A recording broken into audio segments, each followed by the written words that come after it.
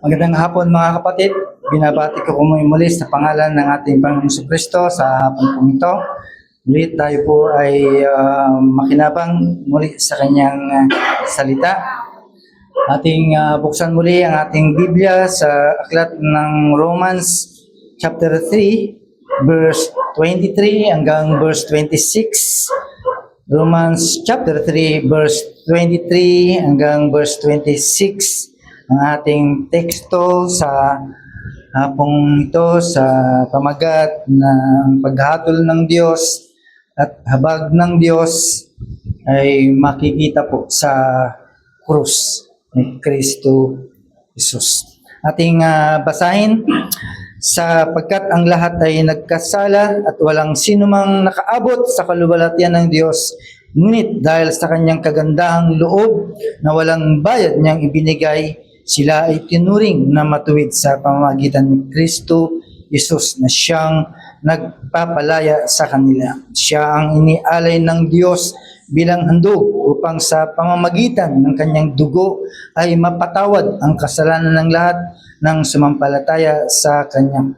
Ginawa ito ng Diyos upang patunayan siya ay matuwid, sapagkat noong unang panahon ay nagtimpi siya at pinagtiisan ang mga kasalanan na gawa ng mga tao. Ngunit ngayon, ipinapakita ng Diyos na siya ay matuwid at itinuturing niyang matuwid ang mga sumasampalataya kay Jesus. Manalangin po tayo. Salamat muli o Diyos sa oras na ito na kung saan ay muli kami po ay makakarinig ng mensahe na kung saan po ay salita mo at magbibigay po sa amin ng biyaya na ang pagliligtas. Dalangin po namin na ang tulong ng Banal na Espiritu ay pagpalain ang aming mga pandinig, lalo na po ang mga makikinig. Maraming salamat po Diyos sa pangalan po ni Kristo. Amen. Amen. Okay, so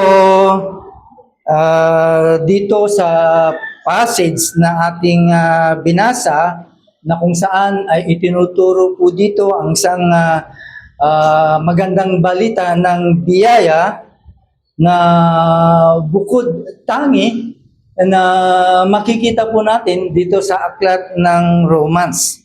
Kaya ito yung passage na kung saan ay nagbigay ng tibok sa puso ni Paul sa pag-aaral ng salita pong ito. Ibig lang sabihin, ito yung pinakapuso ng buong Biblia. Right? Kung ito po ay ating titignan at kukunin na kung saan ay ang salita ng Diyos ay nangungusap sa bawat isa po sa atin. At sinasabi ng kanyang salita regarding to His holiness, we as a man are sinners. Tayo po ay makasalanan, right? Of course, walang sino man na makasalanan, na hindi makasalanan. At sinasabi ng Biblia ay lahat po tayo. That's why we need Christ's sacrifice. Kailangan po natin ang sakripisyo ni Kristo at kailangan ang kanyang pagliligtas. Right? Kailangan natin, of course, lahat ng tao ay yan ang gusto. Diba? Kaya nga nagtayo ng sarili-sariling simbahan, reliyon para hanapin ang kaligtasan. Mapalad po tayo sapagkat inalaw ng Diyos na masumpungan po natin ang isang simbahan o mga simbahan na kung saan itinuturo si Kristo na siyang tagapagligtas. Kaya kapag pumasok ka ng simbahan at walang gospel na narinig, which is ito yung unang mark ng tunay na simbahan, ay bilang naghahanap ay umalis ka na. Right? Umalis ka na. Right? Kaya sabi ni Martin Luther regarding this message, this statement dito sa Book of Romans, sabi po niya, it is the chief part of the New Testament. Ito daw yung pinaka-purest part ng Biblia, which is kung saan ay itinuturo yung gospel. Right? Ito daw yung courtroom. Ito yung paghahatol ng langit. Bakit hatol? Because God declares that men are sinners. Huh? Imagine, akala mo, ba't ako nagkasala? Saan ako nagkasala? Isang matuwid naman ako, pero hindi alam, from the beginning, upon the fall, ay doon nag-start na isa kang makasalanan, di ba? Kaya tingnan po natin. Kaya ito yung hatol. Salamat po tayo because there is a grace na kung saan ay masusumpungan po natin kapag ikaw ay manampalataya kay Kristo. Now, tignan po natin in verse 23, sinasabi po dito that there is a universal problem. Imagine, universal problem. So, ibig sabihin, lahat, problema ito. No? Ano kaya ito? Ng lahat, either taga-Amerika ka o saan ka man lupalop ng mundong ito, ay isa lang ang problema natin. Di ba? Ano yun? Ang kasalanan, mga kapatid. The problem is the fullness of man, yung pagbagsak ng tao sa kasalanan. Ayon sa verse 23, that sinasabi po dito, again, buksan po natin ang ating Biblia, that we all have sinned. Makasalanan tayong lahat. At napalayo tayo sa Diyos. We are in the full sure of glory of God. Ito yung indictment, ito yung pagsasakdal. Sinasakdalan po tayo na tayo lahat ay makasalanan. Hindi ito exaggeration. Hindi yung exaggeration na-exaggerate ka lang kaya ka naghatol. Hindi, mga kapatid, kundi ito ay verdict. Hatol sa iyo. Ngayon pa lang, hinahatulan ka na. May paghatol na para sa iyo. Sino ka man, maging sino ka man.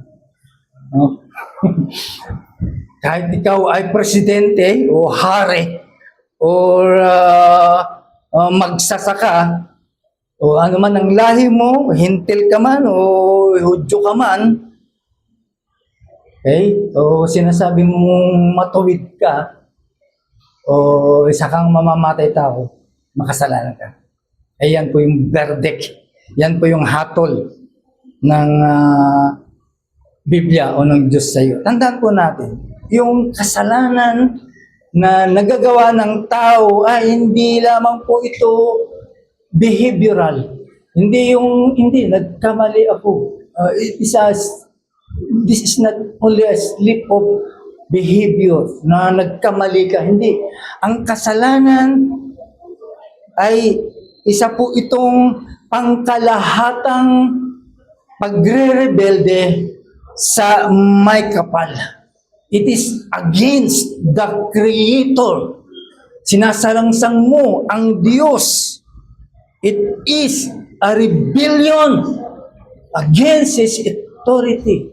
Sa kanyang otoridad. Assault upon His glory. Imagine, sinasalaulan mo ang kanyang kaninningan. At idinidinay mo ang kahalagaan ng Diyos. Yun ang ibig ng kasalanan.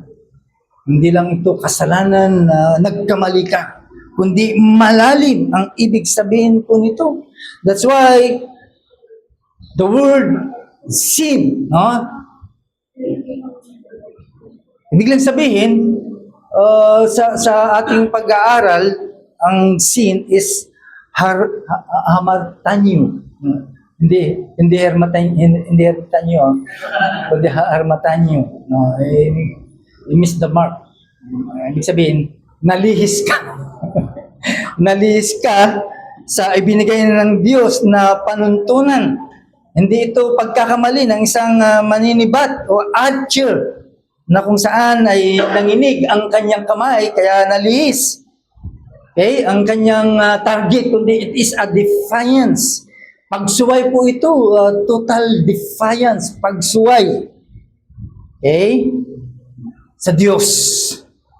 Kaya mga kapatid, hindi lamang natin na miss yung standard ng Diyos, kundi sinalaula natin.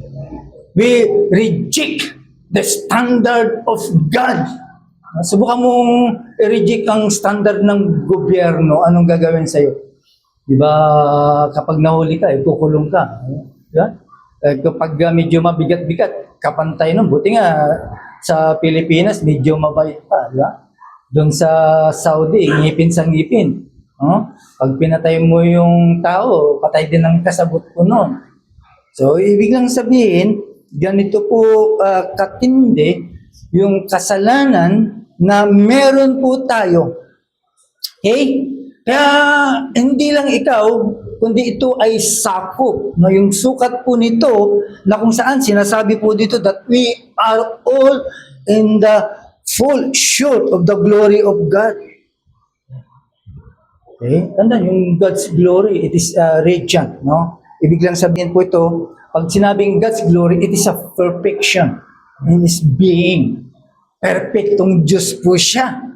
No? It is the blessing lights of His holiness and righteousness. Kaya tahasang sinasabi niya sa mga tao na kayo ay lahat makasalanan. Why?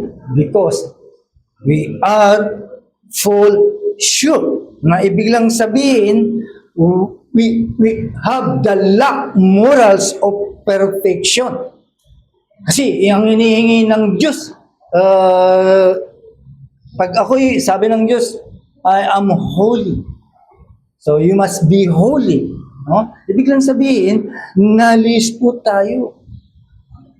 Okay? Kapatid, hindi lang po ito maliit na gap.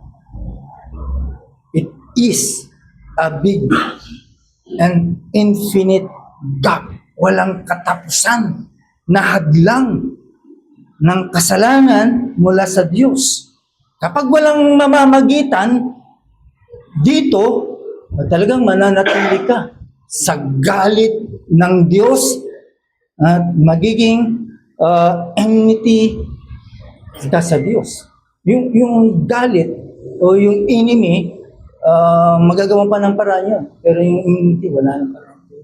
Kaya ganun po katindi ang kasalanan. That's why sabi ni Sproul sa kanyang illustration, sabi niya, if I jump 5 feet and you jump 15 feet and the Grand Canyon is a mile wide, we both fall to our death. Parehas daw kayo. Either mababa ang pagtalon at mataas ang aking pagtalon, still, we both fall to our death. Parehas po tayong mamamatay. Why? Because of sin. Okay? Kaya yung gap ng isang tao, kahit sabihin mo pang ikaw ay pinakamabuting tao, between the holiness of God is infinite. No? Ang layo. Ibig lang sabihin, hindi pwedeng basagin po ito. Kaya si Paul ay pinagsikapan niya po ito. Ibig lang sabihin, he spent 3 chapter, no? Para lang i-prove sa atin na there is none righteous. Wala daw matuwid. No, not one. Kahit isa, wala. Okay? Kaya yung mga nagsasabi sila ay matuwid, ay sila po ay nagsisinungaling. Okay? But, tandaan po natin. In verse 24, there is a divine solution. Mayroong solusyon. Hindi tayo binitin ng Diyos, hindi tayo iniwan, no? Nagkaroon ng solusyon para sa ating ikapapahamak. Okay? Dahil sa kasalanan na yan, pwede nga lang, durugin mo yung dahilan. No? So, there is a divine solution. Ano po yun? Yung tinatawag na justification. Ano ba sa Tagalog yung justification? Pinawalang sala. Okay? Yung regalo ng pinawalang sala, yung free gift of justification. Sinasabi po ng verse 24. Sabi po dito, and are justified by His grace as a gift through the redemption that is in Christ Jesus. Okay? Ang problema, nasa verse 23. Okay? Sabi ng verse 23 that we are sinners. Pero ang solusyon, nasa verse 24. It is a miracle para sa atin. Milagro po ito, di ba? Binigyan niya kaagad ng solusyon. Now, para maintindihan po natin, ating tignan kung ano ang ibig sabihin ng pinawalang sala. Ito yung lahat ng mga kinasuhan doon sa flood control, lahat po yun ay naghahanap ng justification. That's why they are proving na wala ako dyan. Kahit may mga ebidensya, di ba? Hindi nga inaamin eh. Kahit sangkatutak na ng ebidensya, hindi. Hindi ako dyan. So it means, he wants justification. Kaya tandaan po natin, ano ibig sabihin sa'yo bilang isang makasalanan katulad ko, of course, naranasan na po natin ang justification. Pinawalang sala tayo ng Diyos. Pero sa'yo na wala pa, it means, kailangan maintindihan mo po ito. Dahil ito po ay mahalaga. No? It is a crucial, again, it's a crucial. Na ibigang sabihin, sa ibang lingwahe is dikayo. No? It means to be declared righteous in the sight of God. Ibinibilang kang matapat sa harap ng Diyos. Kanina, galit sa iyo ang Diyos eh. Ngayon, paano nangyari po yun na naging matuwid ako sa harapan ng Diyos? Yung justification, it is a legal term. Kasi si Paul, ano po ito eh, lawyer. Kaya mahilig siya sa mga legal term. No? Mga abogado talagang mga legal term ang kanilang ginagamit. No? Ginagamit po ito sa courtroom. So, ibig sabihin, justification, it is the language of a courtroom. Lingwahe po ito pagdating sa mga kasuhan. Kaya, ibig lang sabihin, ito yung pagpapawalang sala. Okay? Na ibig lang sabihin, it is not God making the sinners righteous by process. Okay? Hindi yung may proseso pa. Hindi, kailangan, di ba, ang pagproseso, kailangan magmula sa Angguno ay lumuhod ka patungo sa Antipulo. Proseso po yun para makatanggap ka ng patawad, di ba? O kaya sa translation ba yun? Kailangan magbuhat ka, masagasaan yung paa mo sa gulong para mapatawag ka. That is the process of justification. Pero hindi, kundi ito ay isang deklarasyon, isang pronouncement of righteousness upon, no?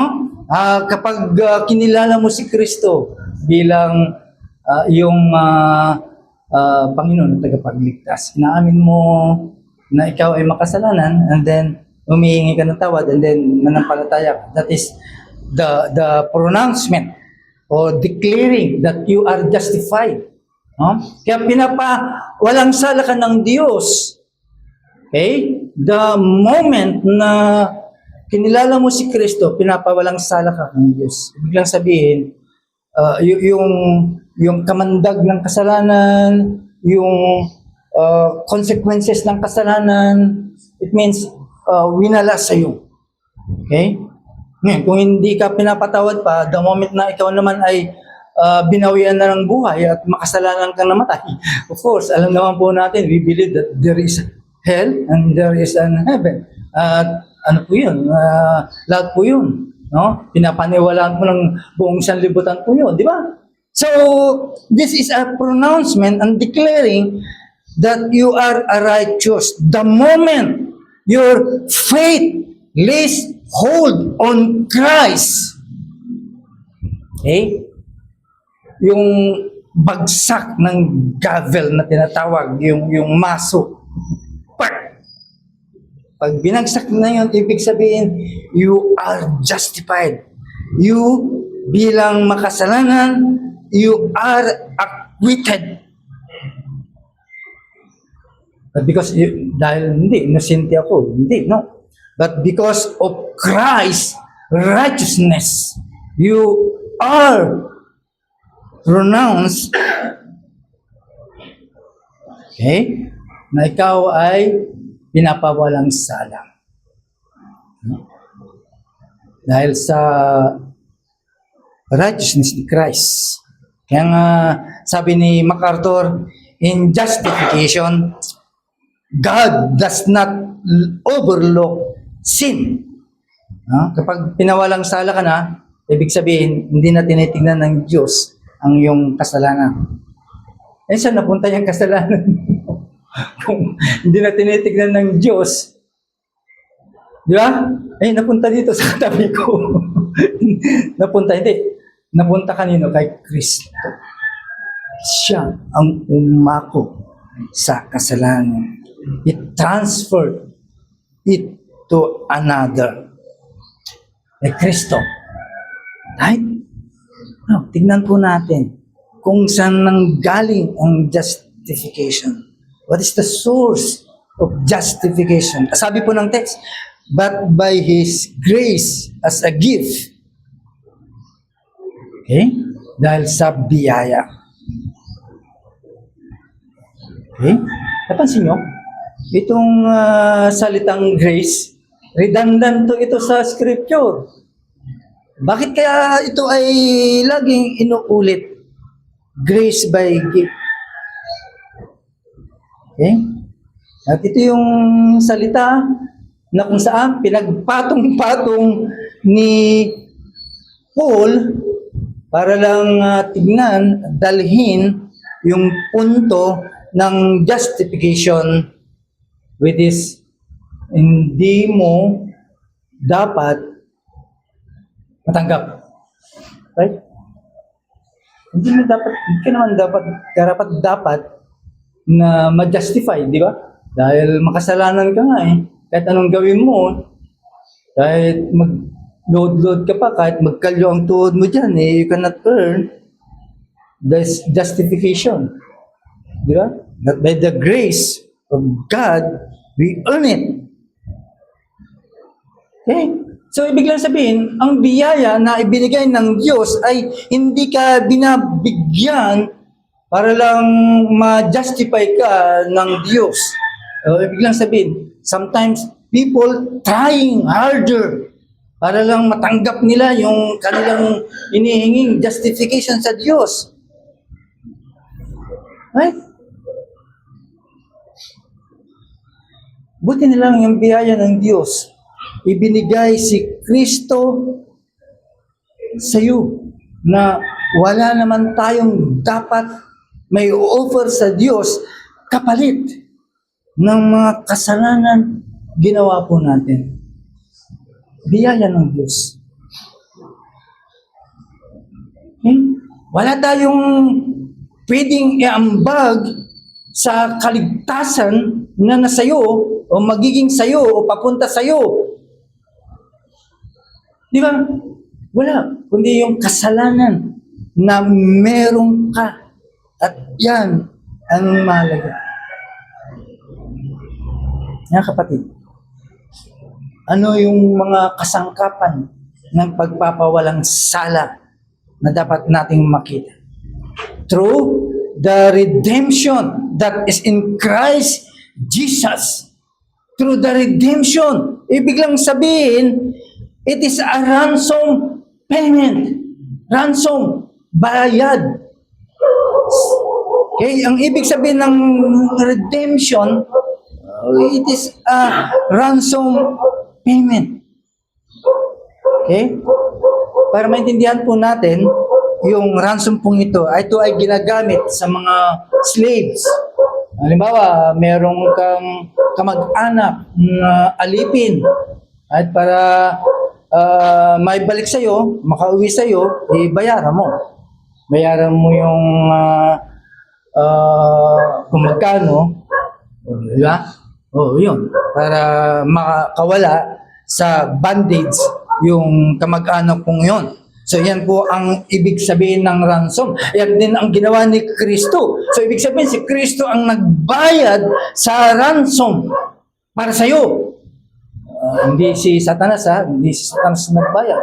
Hindi si Kristo ang nagbayad para lang ma-justify yung demand na inihingi ng Diyos na justice sa iyo. Kasi ang justice sa iyo, ang hatol sa iyo ay mamatay ka na sana sa kasalanan mo. Right? Ito yung inihingi para ma-justify yung kamatayan ni Kristo, yung kamatayan niya sa krus. Yeah? Yung kamatayan niya sa krus. Kaya binayaran niya ang yung kalayaan. Okay? Ibig sabihin, we are in bondage. You are in bondage bilang makasalanan. So ibig sabihin, kapag si Kristo ay kinilala mo, ibig lang sabihin, binayaran niya ang kalayaan mo. It is the cost of His own blood. Okay? Yung dugo niya ang nagbayad. Okay? Because of grace, we're free. Okay? Pero it was costly to Him, yung kanyang dugo. Again, sabi po ni Spurgeon, ang ating kaligtasan ay libre. Our salvation is free, but it is not cheap. Hindi daw ito mumurahin. Bakit? Kasi kamatayan ang sagot. It is the death of His Son. No? Kamatayan ng kanyang anak. Kaya yung kasalanan mo, ang kabayaran din yan ay kamatayan. Kamatayan, ibig lang sabihin, sa pagkawalay sa Diyos.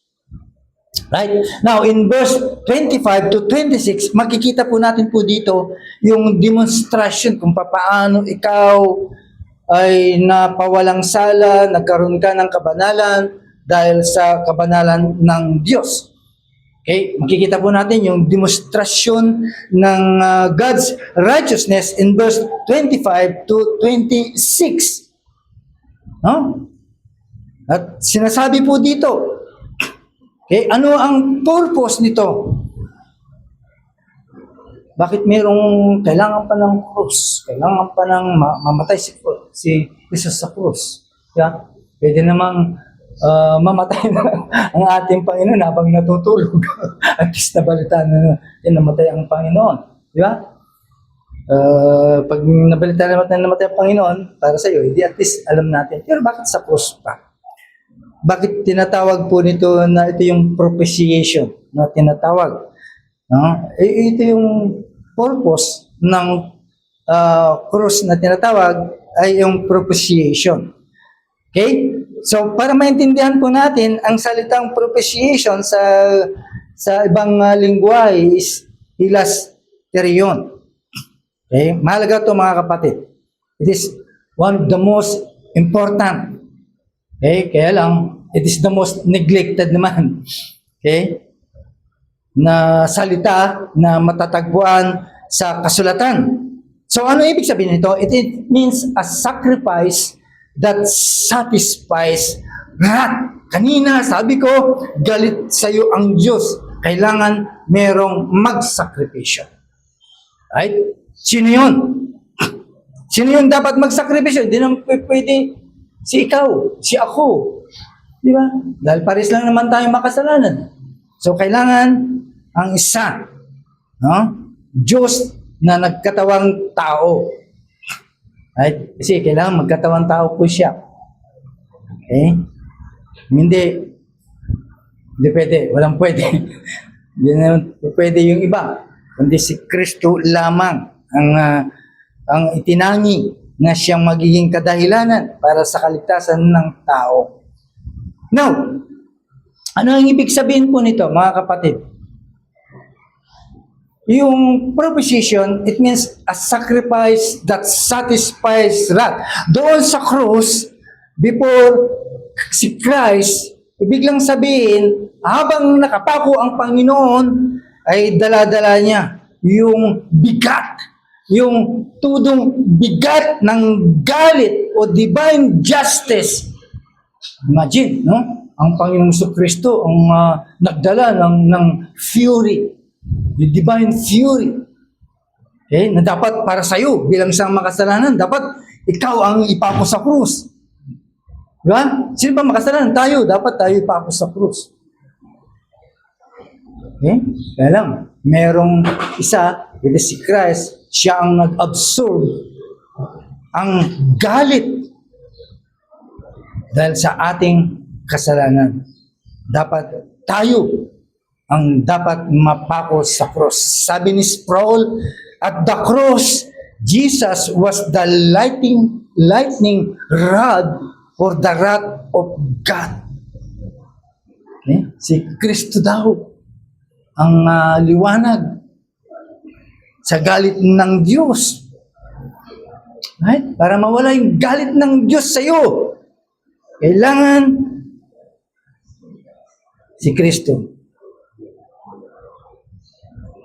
Okay? Sabi nga ng iba, hindi, mapagmahal ng Diyos, kaya hindi niya ibabagsak yung galit sa akin. No? Yun lagi ang katwiran ng ibang tao. Meron ba namang magmamahal ng Diyos tapos ibabagsak niya ang galit sa akin? Okay? Tandaan mo, bilang isang tao, bilang makasalanan, dapat mong maintindihan. Kung hindi paparusahan ng Diyos ang kasalanan, titigil ang kanyang pagiging banal na Diyos. Diba? Kaya, ang galit, tandaan po natin, God, wrath is not the opposite of love. It is the expression of love's purity against evil. Yan ang sabihin ko. Yung galit, ito yung expression ng kanyang dalisay na pagmamahal. You see? Against evil.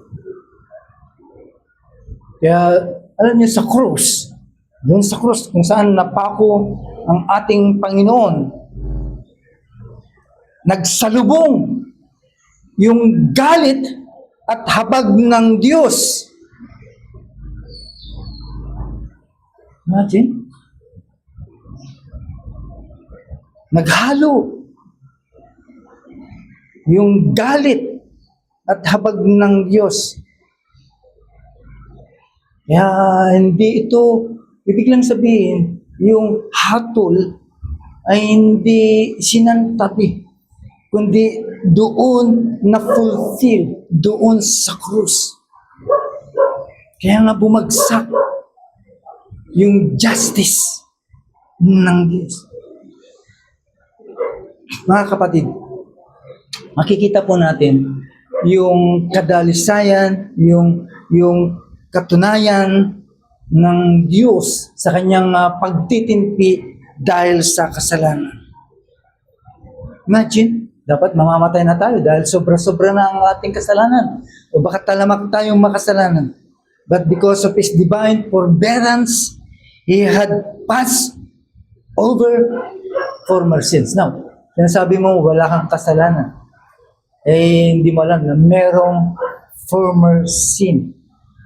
Okay? Kasalanan na kung saan, yun ang tinubos ni Kristo. Yung kasalanan na kung saan ay nakuha at namana natin sa ating mga ninuno. Yun po yun ang dapat tubusin ng ating Panginoon. Hindi niya yung kasalanan mo kasi makasalanan ka.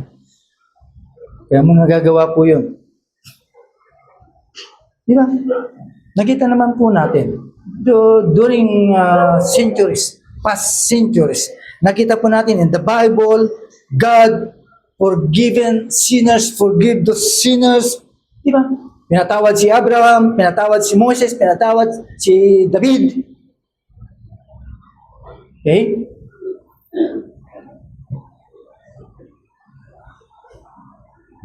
Right. So, makikita po natin yung kanilang kapatawaran ng kasalanan. Okay? Ibig kong sabihin, dahil sa kanilang pananampalataya, that's justified. Okay? Yan ang dapat makita po natin. Kaya yung krus na tinatawag ay pinapatunayan that the righteousness of God. No? Yung krus, hindi lamang po doon ipinako ang ating Panginoon, kundi pinapatunayan lamang po yung kabutihan ng Diyos, yung kanyang kabanalan. Di ba? Na kung saan dito ay pinapatunayan, it proves that He was never unjust in forgiving the guilty. Di ba? Na hindi siya unjust. Dahil, post, yung utang ay nabayaran. Hindi dahil sa kanila, kundi sa kanyang anak na si Jesus. Kaya makikita po natin yung pinakamataas na punto ng magandang balita. Ito po yun. So that He might be just and the justifier of the one who has faith in Jesus. No? Makikita po natin yung pinakil, yung pinakamataas na punto ng gospel. So dito nakasalalay ang kalaliman ng misteryo at pinakamalaking kasaysayan ng pagliligtas. Okay? It lies the mystery of the glory of redemption. Okay? Ano natin makikita na ang Diyos ay bilang perfect God o perfectly righteous na mananatili po siya, and yet He justify the ungodly. Paano siya nananatili na ang Diyos ay nananatili na perpektong banal, pero pinawalang sala niya ang mga masasama, those ungodly people. Okay? Di ba kapag sa trial, kapag ang isang murderer ay pinalaya mo, di ba? At siguradong murderer, pinalaya na isang judge, sasabihin natin, corrupt na judge to. Pinalaya niya yung murderer. Okay? So, ibig lang sabihin, paano ang isang judge, holy judge, na nagpatawad ng isang makasalanan, and yet still holy. Paano nangyari po yun? Di ba? Yung judge na dito sa lupa, pag pinalaya niya yung makasalanan, sasabihin, corrupt. Paano yung holy judge? Okay? Na pinatawad niya ang isang makasalanan, and yet still holy? Ano ang dahilan? Ano ang sagot? The answer is the cross. Ang sagot ay ang cross. Okay? That's why itong hatol at habag ay walang conflict po dito. Makikita po natin, walang conflict po dito. They are in perfect harmony. Kung baga sa ay talagang nagsama. Yung galit at habag ng Diyos ay pinagsama. Wala pong conflict po ito. Because yung justice ng Diyos, it was satisfied. No? Sa pamamagitan ng kamatayan ng kanyang anak na si Yesu Cristo. Na-satisfied dahil sa pagkamatay ni Kristo, na-satisfied ang Diyos. That's why yung kanyang habag is freely given to us. Na kaya malayang naibigay ang biyaya ng Diyos sa iyo. Kaya kapag kinilala mo si Kristo at tinanggap mo si Kristo bilang iyong tagapagligtas at pinaniniwala mo sa Kanya, of course, yung habag ng Diyos ay mapapasa iyo. Kaya ang pagiging just ng Diyos still remain. Why? Because of the cross. Why? Because the sin was punished at the cross. Why? Because the sinners were pardoned. Diba? Yun ang magiging takbo. Kaya ano ang magiging sagot mo dito? In verse 25 to 26, sabi po dito is to receive by faith. Sampalatayanan mo ito. Paniwalaan mo ito. This is the only response na dapat mong gawin. Faith alone. Pananampalataya lamang. Na ibig lang sabihin, to be received by faith. No? Tandaan mo, mga kapatid, ang pananampalataya ay hindi po ito gawa na dapat nating matanggap. Okay? Ang pananampalataya is not the cause of justification. It is the instrument. Okay? Hindi ito yung rason ng justification. Ito ay instrumento lamang. Na ibig lang sabihin, ang pananampalatayang ito is to believe completely in what Christ has done. Ano ba ang ginawa ni Kristo? Okay? Na ibig lang sabihin, sa Kanya mo lamang iaalay ang iyong pag-asa, lahat ng iyong kumpiyansa. Okay? Lahat ng gusto mo, in Him alone. Christ alone. Okay? Doon mo ialay ang lahat. Sabi ni Martin Luther again, faith alone justifies, but the faith that justifies is never alone. May kakantahin po natin, never alone. Okay? Kaya yung pananampalataya po yan, yan po yung magiging instrumento mo. Why? Because faith clings to Christ as a drowning man clings to a life preserver, not adding to his work, but depending wholly upon it. What the glory of the gospel.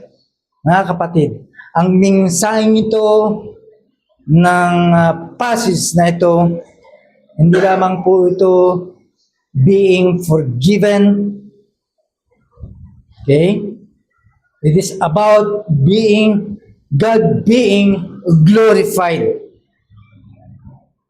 The cross is not first about our work, but about God's righteousness. Kaya dito sa krus o sa Calvary, the Holy Judge satisfied His own justice so that He might freely justify His enemies. Okay? Pwede niyang parusahan ang kasalanan, not destroying the sinner. Kaya nga walang nangyari sa iyo. Nung pinatawad ng kasalanan mo, may nangyari ba sa iyo? Hindi nagkaroon ng bunga. At nagbabalak kang maging kamukha ni Kristo, and that's the consequences. Nagkaroon ka ng desire na magiging kamukha mo ang ating Panginoon. Okay? Walang nangyari sa Sinai because siya ang kumuha ng punishment which is deserved sa iyo. Di ba? Kinuha niya ang punishment. He take the punishment himself. Si Kristo ang kumuha sa iyo. Mga kapatid, as we close, ating pakinggan muli ang lingwahe ng pananampalataya. Sinasabi po dito, lahat tayo ay makasalanan. And we are fall short of the glory of God and are justified by His grace as a gift. We have sinned, tayo makasalanan, Christ obeyed. We have fallen, Christ stood. Si Christ ang namagitan po sa atin. You are guilty, we were guilty, but Christ was condemned. Tayo ngayon guilty, pero si Christ naman ang na-condemn because He dies. Okay? We deserve wrath. Okay? Ito naman talaga ang parusa sa isang makasalanan. Yung galit ng Diyos. Pero si Christ ang Christ endured. Si Kristo ang umako ng galit na dapat sa iyo.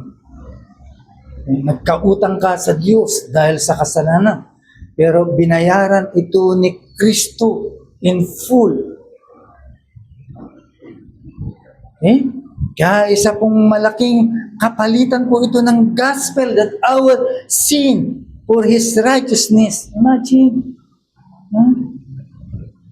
Kaya sa cross na ating tinitignan, hinahanap, makikita po natin ang hatol ng Diyos at habag ng Diyos.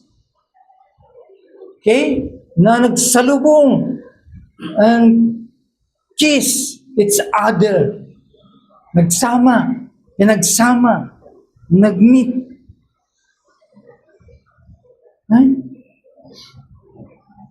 Alam mo, yung judge dito, hindi naman pwedeng akuin ng kasalanan, di ba? Nung isang kanyang inaatunan. But our judge in heaven stepped down. Okay? Yung ating judge, the judge of all, okay? Bumaba sa kanyang trono, okay? Kinuha niya ang kanyang balabal, okay? At inako niya ang parusa, penalty ng kasalanan. At dinala po niya. Okay? Siya ang naging kadahilanan. Kaya ikaw, na wala pa kay Kristo, maybe you are condemning by your own conscience. Diba? Minsan, kapag nakarinig ka na ng gospel, nandiyan na yung condemnation. Kinokondemn ka na. Yan, ang mapapala mo, isa kang makasalanan, mamamatay ka. Again, I challenge you to look at the cross. Tumingin ka sa cross. Kung saan, doon nabayubay si Kristo. Okay? Ang aring pinagsisikapan mo, pinagsisikapan po natin, we are trying, okay, na makuha natin ang pabor ng Diyos. Diba? Ganyan minsan We are very trying. Nagpapakapagod, no? Kaya nga, sabi ko nga, hanggang sa Antipulo talagang nakalood. Minsan, ginagawa talaga po yun. I know one. Talagang lumuhod po siya para lang makuha niya yung pabor ng Diyos. Hindi pwede. We should rest in His grace. Kailangan ka sa kanyang biyaya na ino-offer sa iyo. Na-offer sa'yo si Kristo para sa iyong kapatawaran ng kasalanan. Kaya ngayon, kung nandiyan ka at you are wondering, talagang pinatawad ka ng Diyos, di ba? Sometimes we are wondering, pinatawad ba talaga ako ng Diyos? Sometimes dumarating po sa atin po yun. Yeah? We are wondering, we wonder kung talagang pinatawad tayo ng Diyos. Di ba? So, ahon ko sa iyo, you have to look the one who satisfied this wrath in your place. Sino yun? Si Kristo. Tumingin ka, mga kapatid.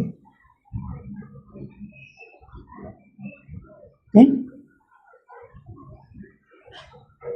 To him who is both just and the justifier of the one who has faith in Jesus,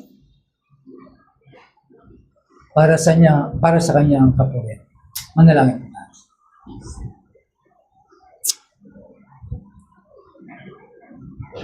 Aming Diyos, kami po ay nagpapasalamat muli sa pagbubukas mo muli sa aming kalagitnaan ang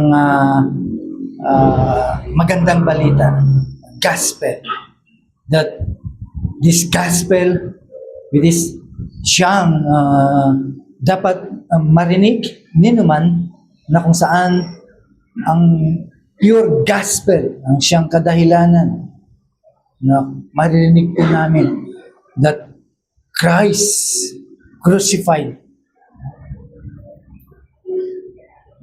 dahil sa aming Panginoon. Sana Lord, akayin mo ang mga wala pa kay Kristo. Tingnan nila ang kanilang kalalagayan sa iyong harapan. Sinners cannot stand dahil galit ka sa Kanya. Every time, Lord, every morning in His life, sa bawat patak ng orasan, ang galit mo ay lumalakad.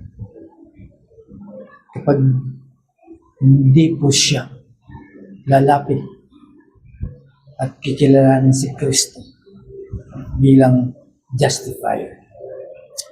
Kaya kahabagan mo po ang kaluluwa po ito, Panginoon. At para sa amin, Lord, salamat sapagkat muli po ninyong pinatunayan po sa amin, ipinaalala po sa amin na hindi po kami dapat manangan sa mga ginagawa po namin. Sometimes ito po yung nagiging substitute. Hindi, balikan po muli namin. Muli po kaming tumingin sa krus, naging kadahilanan ng kapatawaran ng aming kasalanan.